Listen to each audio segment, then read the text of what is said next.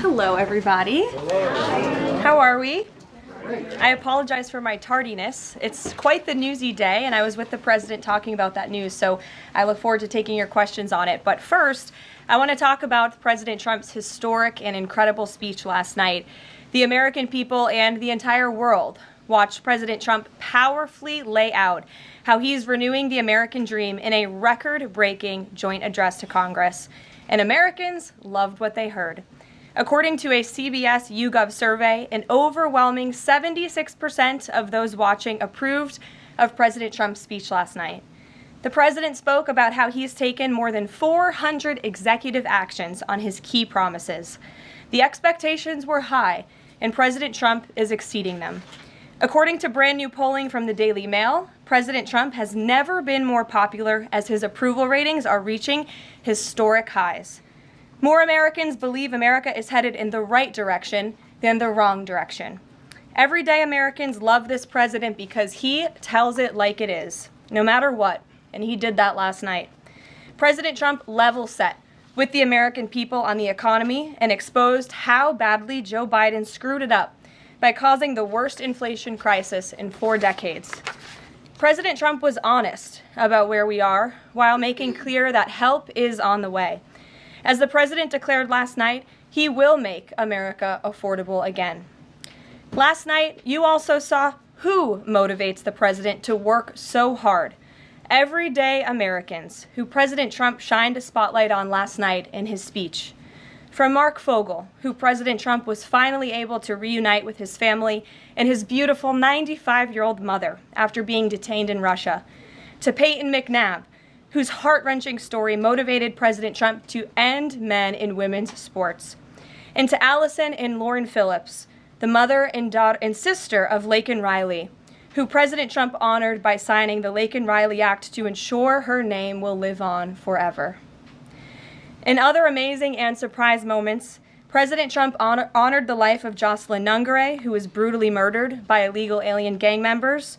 He ensured Jocelyn will never be forgotten by renaming a national wildlife refuge in her home state of Texas to honor her life.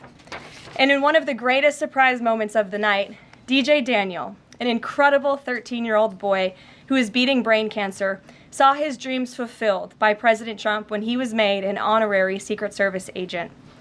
And finally, after nearly 4 years, President Trump delivered justice for the families of the 13 American heroes who were killed at Abbey Gate in the Biden-botched Afghanistan withdrawal, which was one of the worst humiliations in the history of our country.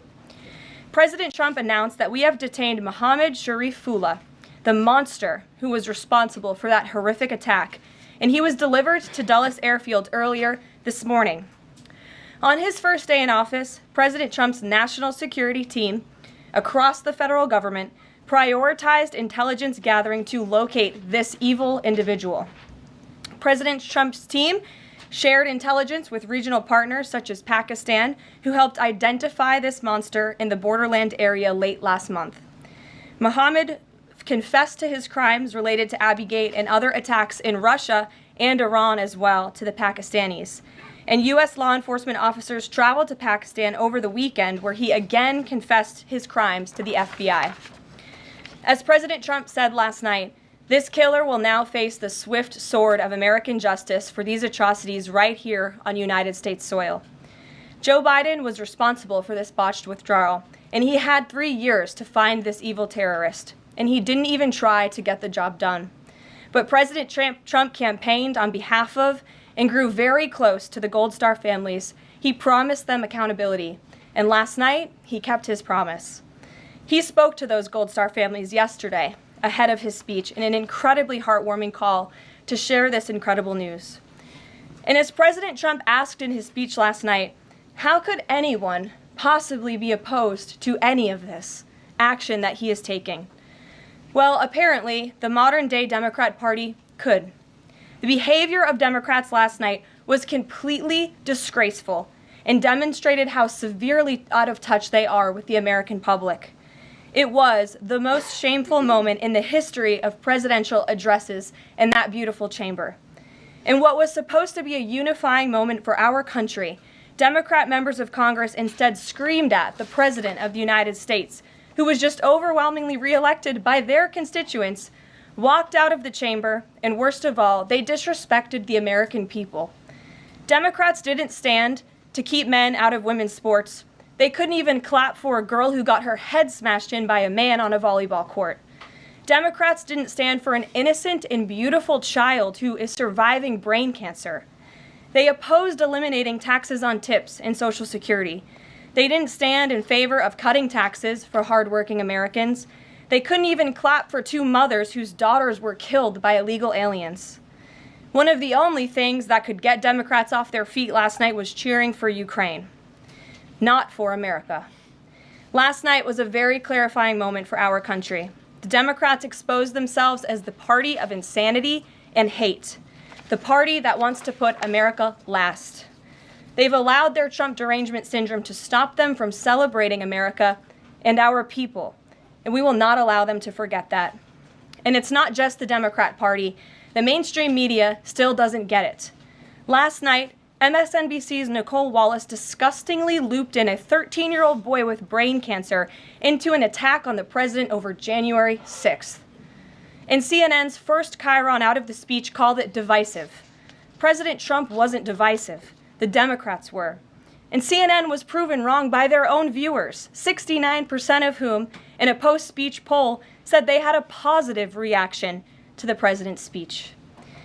It's sad and frankly pathetic that Democrats and liberals in the legacy media continue to allow their hatred for the president to override their love for our country. But nevertheless, the president will continue to unify this nation through policies that are grounded in common sense and that uplift all Americans. We have an individual in our new media seat today, Mary Margaret Olahan, who is the Daily Wire's first ever White House correspondent. Congratulations, Mary Margaret. The Daily Wire was founded 10 years ago by Ben Shapiro. The Daily Wire now has over 1 million paid subscribers, a monthly network reach of 138 million, and has evolved into a leading conservative multimedia giant. They are now the 5th largest podcast network in the world and home to some of the top-ranked shows. With that, I will take your questions, and Mary Margaret, why don't you kick us off? Thank you so much, Caroline. It's great to be here. Thanks. So I had 2 questions, if that's okay. The first Sure. on last night and the second on Maine. You talked about behavior from Democrat lawmakers, a lot of disruptions, and I just wanted to kind of go back to that. We saw Democrat lawmakers not stand for Laken Riley, for Peyton McNabb, for the son of a slain police officer and 13-year-old cancer survivor. What are the optics of that nationally, just in terms of not just the people who were in the room last night, but across the nation? And also, was President Trump expecting this type of behavior when he was crafting his speech? So I gave a quote to one of the media outlets in this room yesterday that Democrats behaving like children would be the least surprising thing of the night. And unfortunately, that quote did turn out to be true. I think the president and everyone, frankly, was surprised by the Democrats refusing to stand for not the president's policies, because frankly, we expected that, but for the everyday Americans who President Trump was shining a light on their stories. Mark Fogel, for instance, an American school teacher who was detained by the Russians. President Trump freed him. If Joe Biden had done that, they all would have been on their feet, but because of what came from President Trump, they weren't. So we think it's very sad, but we're very proud of the president today, and the American people are the people that this president cares about most, and the reviews are in, and everybody loved his speech. Thank you. And then on Maine, we know that the governor of Maine has really pushed back against the president's executive order saying that boys should not be in girls' sports. I spoke with a lawmaker from Maine this morning who told me she'd been censured by state lawmakers for calling a man and speaking up on this. What is the next move for the White House in this battle to protect the integrity of women's sports? Yeah, well, the Department of Education has sued the state of Maine. As you know, there's ongoing litigation. The president has made a commitment to ensure that states are being held accountable if they continue to allow men in women's sports, which he believes is an egregious violation of taxpayer dollars. And so that fight continues, and the president won't back down. Again, this is a common sense policy. 80% of the American people, including more than 60% of Democrats, do not want men in women's sports. So the president will stand by this commitment. Thank you. Gabe, good to see you in here. Good to see you, Caroline. A couple questions. One, can you confirm that the President held talks with the big three automakers today, speaking about potentially delaying tariffs? I can confirm, and I'm glad that you asked because the President sent me out here with a statement directly from him on this. I saw it was reported earlier today by Bloomberg News, and he wanted me to share this with all of you. We spoke with the big three auto dealers. We are going to give a 1-month exemption on any autos coming through USMCA. Reciprocal tariffs will still go into effect on April 2nd, but at the request of the companies associated with USMCA, the President is giving them an exemption for 1 month so they are not at an economic disadvantage. So the three companies that he spoke to are Stellantis, Ford, and General Motors. They requested the call, they made the ask, and the President is happy to do it. It's a 1-month exemption. And the President just posted on social media that he had spoken with Prime Minister Trudeau. He says he's not satisfied with what the Prime Minister has said when it comes to fentanyl, but less than 1%, as you know, less than 1% of the fentanyl seized last year was in the northern border. What else does Canada need to do? Well, the President did just put out a statement on his call with the Governor, Justin Trudeau, as he calls him, of Canada.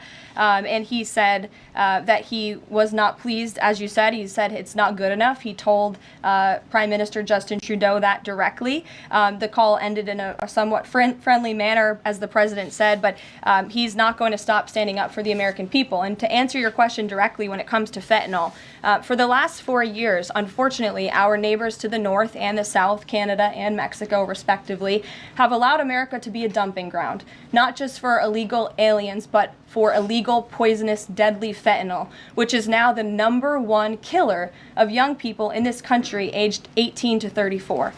Through the northern border in Canada, in last fiscal year alone, there was enough fentanyl seized to kill 4.8 billion people. And that number is up 2,050% from 2023, the year before. So there's been more than a 2,000% increase in illegal fentanyl seizure at the northern border. Why? Because Canada is allowing that fentanyl to come to the United States. The President sees these numbers, he thinks about the lives that are lost, and everybody in this room, I'm sure, everybody watching at home, everybody across the country knows someone in our lives who has been killed at the hands of this deadly poison. There needs to be repercussions for that. The President feels very strongly about it. But Caroline, respectfully, it's just 43 pounds that were found last year. That's less than a carry-on suitcase. Is that a lot of fentanyl compared to, say, Mexico, where the vast majority of the fentanyl is brought in through Mexico, not Canada? So what else does Canada need to do? Well, I just told you, last year alone, there was a 2,000% increase in illegal fentanyl. But it's only 43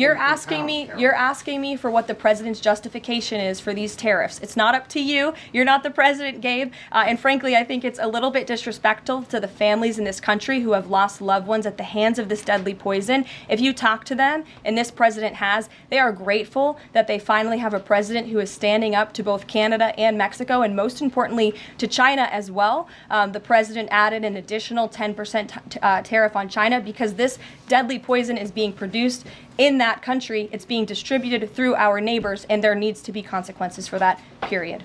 Peter. Thank you, Caroline. If the U.S. has a longstanding policy that we do not negotiate with terrorists, then why is the U.S. now negotiating directly and for the first time ever with Hamas? Well, when it comes to the negotiations that you're referring to, first of all, the special envoy who's engaged in those negotiations does have the authority to talk to anyone. Israel was consulted on this matter. And look, dialogue and talking to people around the world to do what's in the best interest of the American people is something that the President has proven is what he believes is good faith effort to do what's right for the American people. Is it just about the hostages? Or are they also talking about the President's plan to take over Gaza? These are ongoing talks and discussions. I am not going to detail them here. There are American lives at stake. I would defer you to the Department of State for further details, but I'm not going to get into those talks here at this podium. And we know that some officials here were miffed that Zelensky showed up last week without a suit for his meeting in the Oval Office. But Elon Musk never wears a suit. He did last night. So what is the dress code? Well, Elon Musk wore a suit last night. I'm sure you saw it. Was he spooked by the Zelensky getting kicked out? No, I don't think so. I'm just pointing out that he did wear a suit last night, and I think the president liked that very much, and he looked great. Speaking of the president, he just passed me a note while I'm standing here. He wanted me to hold this up. This is the poll that I cited, the CBS YouGov poll that shows that 76% of those who watched the president's speech last night approved of his speech. And so it goes to my earlier point that I made in my monologue about how incredibly sad it is that we have a modern-day Democrat Party who is so severely out of touch with the American public. This is a great poll. The ultimate poll, though, came on November 5th when the president won by an overwhelming margin that he spoke about last night. Democrats weren't happy to hear that either. Ouija. Thank you, Caroline. Back on tariffs, last night President Trump said there will be a little disturbance, but we're okay with that. Can you put a dollar figure amount on how much the average American family should expect to pay as this disturbance? And why should Americans be okay with that when so many are already struggling to pay the bills? Well, first of all, last night, the president told the truth. And he was realistic, and he level set with the American people. And I think, frankly, it's very refreshing, and everybody in this room should be very grateful that we have a president who tells the truth about the reality of the economic situation that we are in, unlike the previous president who lied to everybody's faces, saying inflation was transitory, saying it was under control, saying that the border was secure, when none of that was true. So the president is being frank and honest, and the American people elected this president to have monumental reform and change, including rebuilding our manufacturing base in this country, standing up to foreign nations who have been ripping off our country for decades, and that requires a little bit of disruption. That requires a lot of effort and work that this president is focused on doing. With that said, as the president said last night, his administration is wholeheartedly committed, of course, to ending the inflation nightmare caused by the Biden administration. Look at the deregulation efforts. Look at the president's push last night in his speech for Congress to pass tax cuts, to end taxes on Social Security and overtime pay for hardworking Americans, end taxes on tips. We need Congress to get that done because that's going to put more money back into the pockets of the American people. And I didn't even mention energy. Look at the president's approach and focus on unleashing the might of our energy industry. We know that's the #1 driver of inflation. He's been slashing back a lot of the burdensome regulation from the previous administration to unleash our energy industry here at home, which will drive down costs. He said he is committed to making America affordable again. He did it in his first term, and Americans can trust him to do it again. President Trump has made clear, Caroline, that he loves tariffs, but the stock market does not. How does he factor that into his decision making? Well, the president does love tariffs. He said it's one of his favorite words in the English dictionary, and he believes in tariffs because they'll ultimately make America rich again. They're going to raise revenue. They're going to help us pay down our debt. Most importantly, they're going to bring American jobs here back home. So I think for folks on Wall Street who may be concerned, look at what this president did for you in his first term. Wall Street boomed. Stock market boomed. The president expects that to happen again, but most importantly, Main Street is going to boom, and that's why the president has this whole of government economic approach, which includes tax cuts, tariffs, regulation cuts, and an energy industry that will bring down costs for American consumers. Sure, Monica. Thank you, Caroline. You mentioned not one Democrat senator voted to protect women's sports from males. Not one Democrat congressman or congresswoman stood to applaud or support protecting women's spaces and sports at the president's joint session to Congress last night, as you articulately mentioned at the beginning. So I'm wondering, what message is that sending to not only young women who are competing in these sports across the country, but also to the parents of these young girls? Yeah. I think the message that Americans should take away from last night is that they have a president in the Oval Office who is committed to doing what's right for them, especially women and girls across the country. And I think it's very ironic, thank you for bringing up the point about women, that Democrat women were wearing pink to support our fellow females, yet they couldn't stand, again, for a young woman who was almost killed and severely injured by a man on the volleyball court. They couldn't stand for the mothers of two beautiful young women whose lives were taken tragically at the hands of illegal people. So you can't say you're the party of women and then support men and women's sports and not stand up for basic law and order and immigration reform that will protect women in this country. That's what President Trump is doing. He's the president for women. Lindsay, good to see you. Thank you, Caroline. Good to see you.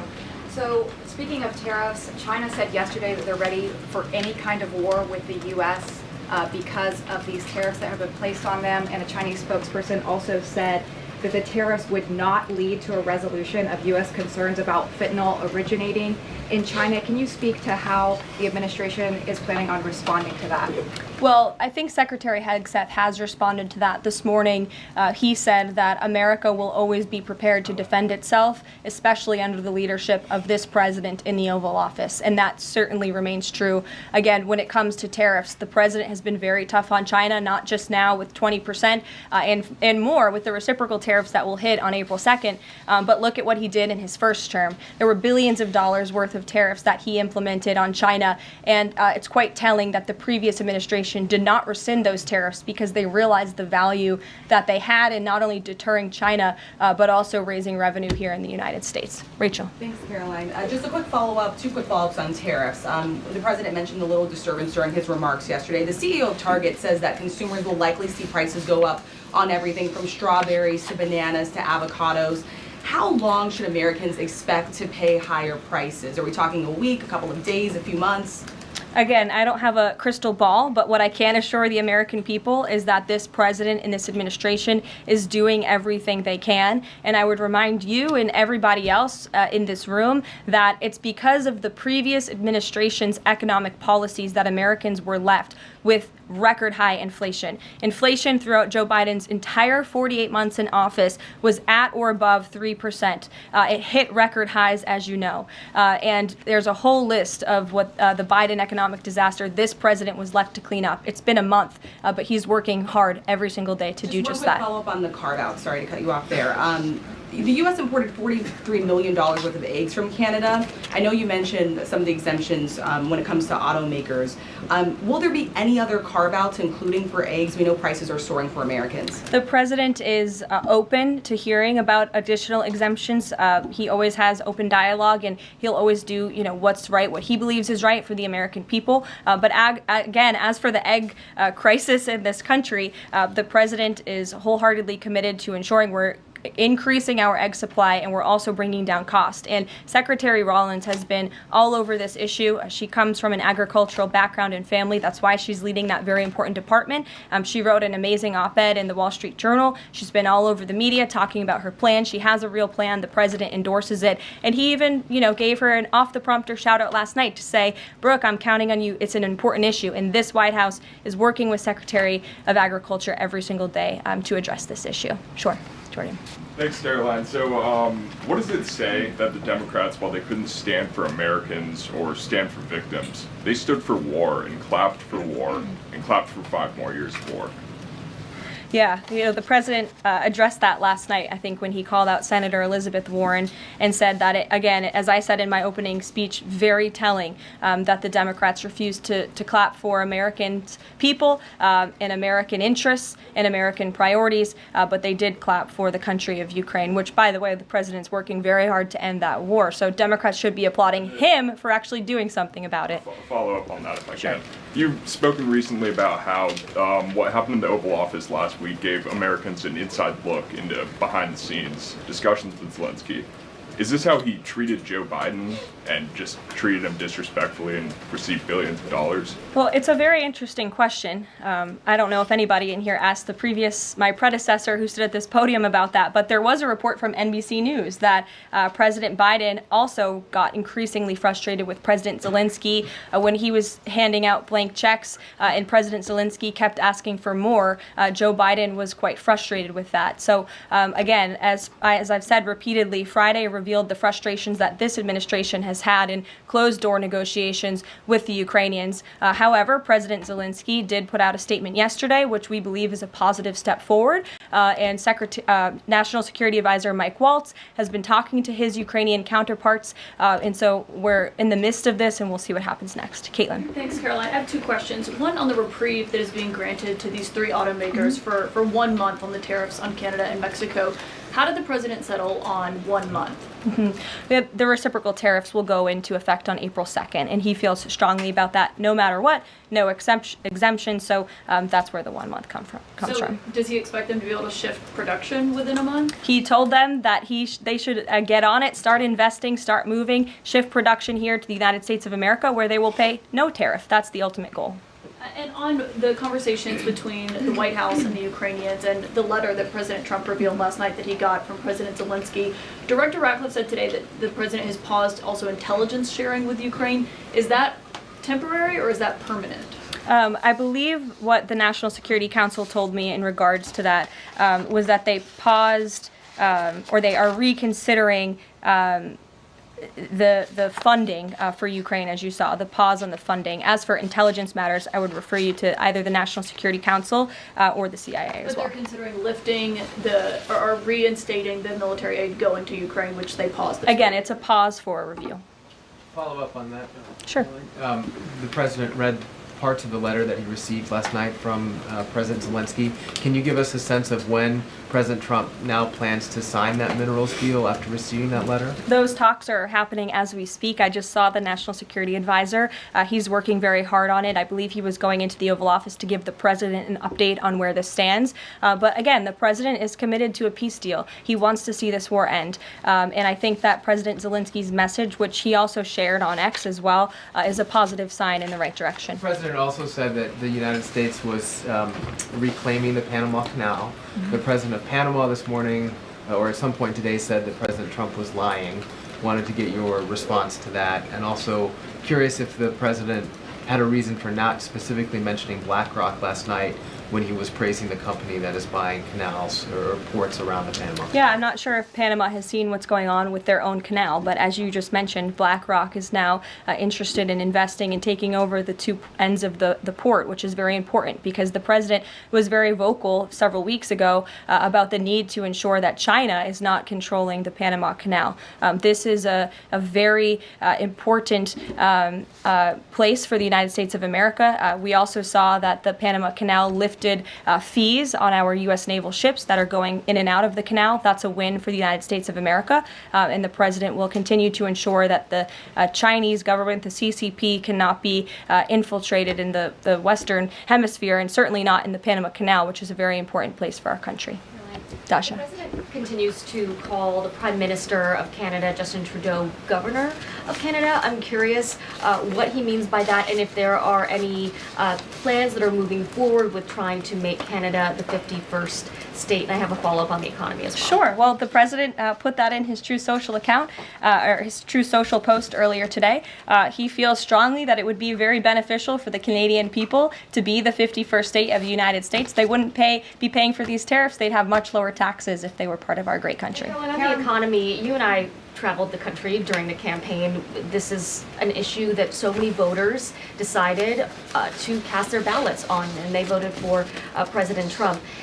He has started to have that realistic conversation with the American people, that disturbance comment last night. But I'm curious if you can be real with Americans right now as all of these factors are playing out.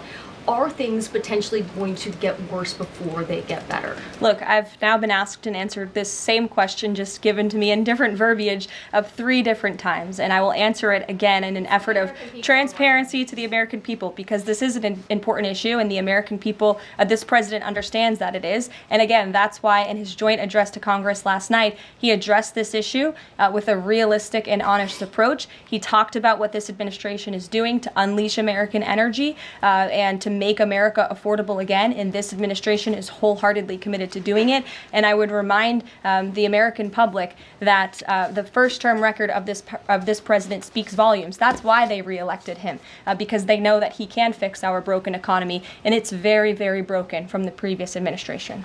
Stephen. Thank you, Caroline. I've got 2 questions, one on press access, the other on fentanyl and tariffs. Sure. On press access, your predecessor, Karine Jean-Pierre, who presided over many novel press access restrictions, criticized the recent changes to the press pool made by your office. She said in an interview, quote, "What we're looking at is what North Korea is doing." What's your response to that, and can you say anything to allay concerns that unfavorable coverage will be punished in this new press pool system? I think that's the same individual who said from this podium numerous times that the commander-in-chief was mentally and physically up for the job, which we knew was a lie. Many people in this room knew it was a lie. Many of you were admonished for asking questions about that truth. So when it comes to truth and transparency, this administration, this White House is setting the example. This president is taking far more questions than his predecessor, Joe Biden, did on a daily basis, and that will continue. And on fentanyl and tariffs, fentanyl produced largely in China has killed 334,000 Americans over 5 years. According to CDC data, that's about 1 in every 1,000 Americans. President Trump has cited this for applying new tariffs to Canada, Mexico, and China. But in addition to China's talk about being ready for any kind of war, they said yesterday, the foreign ministry said that, quote, the fentanyl issue is a flimsy excuse to raise U.S. tariffs, and, quote, the U.S., not anyone else, is responsible for the fentanyl crisis.